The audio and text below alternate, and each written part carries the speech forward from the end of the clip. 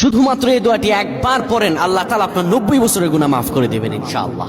আপনার 90 বছরের গুনাহ মাফ হয়ে যাবে শুধুমাত্র এই দোয়াটি যদি একবার পড়তে পারেন। আপনার ভাগ্য খুলে যাবে, রিজিকে বরকত আসবে, মনের ন্যাক আশা পূরণ হবে, আল্লাহ আপনার সব দোয়া কবুল করে দিবেন। সুবহানাল্লাহি ওয়া বিহামদি। এত ফজিলত, এই দোয়াটা আপনারা শেয়ার করে দিবেন। এই যুবকেরা, আমল না করেও সওয়াব পাবা। তোমার একটি শেয়ারে, একটা বাটনে প্রেস করে তুমি সওয়াব পেয়ে যাবা। কারণ তুমি আমল না করো, অন্য কেউ যদি তোমার শেয়ারের বদৌলতে আমল করে, সওয়াব তুমি পেয়ে যাবা। নবীজির হাদিস।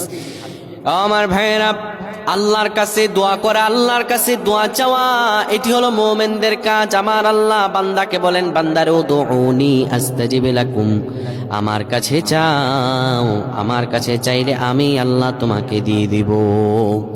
কেউ যদি একবারে দোয়াটি পড়তে পারে, দোয়াটি হলো রব্বি ইন্নী যালামতু নাফসি ফাগফিরলি। কেউ যদি এই দোয়াটা একবার পড়তে পারে, আমার আল্লাহ তাআলা তার 90 বছরের গুনাহগুলো মাফ করবেন। কবিরা গুনাহ নয়, সেটি হলো সগীরা গুনাহ। সগীরা গুনাহ মাফ হবে। বলবেন হুজুর 90 বছর তো হয়নি, তাহলে গুনাহ মাফ হবে কি করে?